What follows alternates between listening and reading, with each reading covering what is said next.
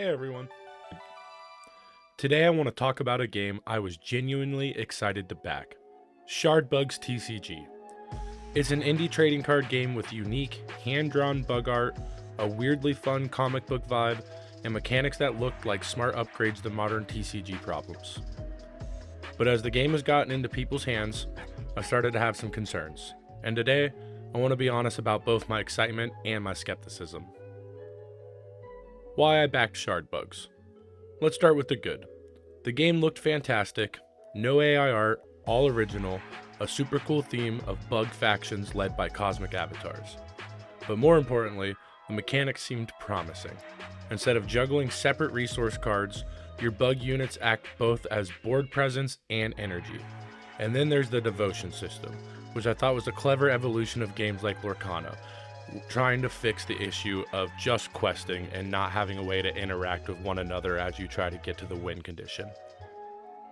Devotion versus lore. In Lorcana, you win by questing for lore, but it's passive. Your opponent can't interact with your score. It becomes a race where whoever starts snowballing first usually wins. Shardbugs flips that with the devotion. Yes, you can tap your units to gain it, but your opponents can also target and reduce your devotion directly. That changes the game entirely. It's not just a race, it's a battle over momentum. You're constantly choosing between progressing your own win condition or disrupting your opponents. That kind of interaction is what modern card games are often missing, and Shardbugs nails it. Now the red flags. Some things started worrying me. After the Kickstarter, when I asked where to get more product, I was directed by a dev to a rip and ship streamer selling boxes for double MSRP. A few days later, they promoted an LGS selling at MSRP. That's mixed messaging and gives the community a reasonable reason to be concerned about how the future of the game's going to be handled. Then I started seeing a rush of grading, high-priced singles, and a community full of investor talk before the game even had its first retail launch. I'm seeing $100+ singles, serialized cards going for $200+, and players already grading cards like they're collecting from a 10-year-old game.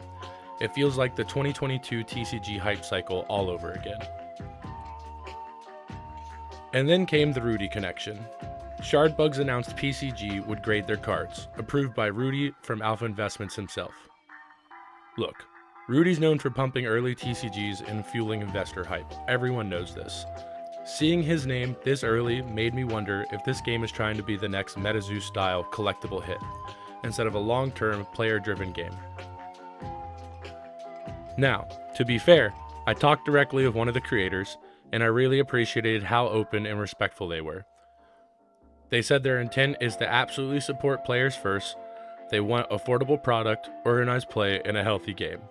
They acknowledged the early communication stumbles and said they are working to refocus on community and accessibility. It gave me some hopes. I'm going to take some time to read the excerpts from my questions and their response in Discord DMs. Firstly, the entire pre-printing and all of that feels like flat-out FOMO to a lot of people, myself included. Even if that wasn't the intention, it's also one of the many things that feels like the community is being catered to collectors more than players. Not entirely, but the feeling is there. Response 1. I can't tell you how to feel with regards to FOMO. It's not our vibe we are shooting for. For example, we decided to print before we went to Kickstarter because I have personally seen other indies promise the world then not deliver. We wanted to do things in a way that was new and reassuring to the community. That being said, we have always pushed the gameplay. We did many learn to plays during the creation of the game. We created a great entry point product with our splat boxes at a great price point to showcase the game with our pre-made decks. Question 2. Secondly, the mixed messaging from the dev team on where to get product is very off-putting, especially the fact that the community manager twice referred me to the same rip and shipper. It can also be looked at very bad that not only the community manager's message, but a community member's message was deleted as well. Kinda making it look like I was crazy or something is being hidden if others try to reread the chat. Response 2. As for the dev team recommending secondary market talk, Actually, as of 7 p.m. EST tonight, I was having a developers meeting with my dev team. The first thing I discussed with them was no one is to recommend anyone to purchase with someone that is not a MSRP retailer, i.e. LGS. I know Kev's comment came at an inconvenient timing. He was not part of this meeting due to personal matters. He did not mean harm by it, I assure you that. Only that we did not have a mean for latecomers to purchase products since we have not listed anything on our direct store. He was merely trying to help you obtain product, so please excuse the misguidance there. I have put all of my devs as of this evening in alignment with my guidance on this topic. Question 3. Thirdly, the big push for the game to be gradable before it's officially in the general masses' hands also leans towards the feelings of collector catering instead of player, or catering to both, especially the way the partnership with TCG was announced, and when you take into account CGC, one of the big three will grade anything under the sun. I have very small indie game cards currently being graded by CGC right now. He responded to this question in a two-part question, so I will read both of them. TCG and CGC can grade our cards because, as you've mentioned, are open to grading most games. So as a new game, for us to get the approval with the larger graders will take time and convincing. We've seen our game as gradable from the beginning as a net positive. I was/am a big part of other TCG communities, and some of the feedback was that the early game was not gradable early on. If you have seen any of my live Q&As, I've always intended to work really hard to make this game collectible and playable. I know some other games have had a hard time with that balance. I'm not saying I have all the right answers, but I will work hard to make sure that the game is very enjoyable to play and also has appeal to collectors. If not, then I have just made an expandable card game. My final question. Is there any actual plan for Shard Bugs themselves to sell more first edition, or is it only going to be through partnered retailers? If not, why even mention that there is a chance of it being sold by y'all until the decision was made? Final response. We will have some first edition product for sale on our online store. It will be put up in the later part of May. We are waiting because we also want to offer accessories which are still being shipped to us. That way folks can purchase sealed product and accessories and help keep shipping down. In summary, Shard Bugs is meant to be a highly playable game that's also collectible.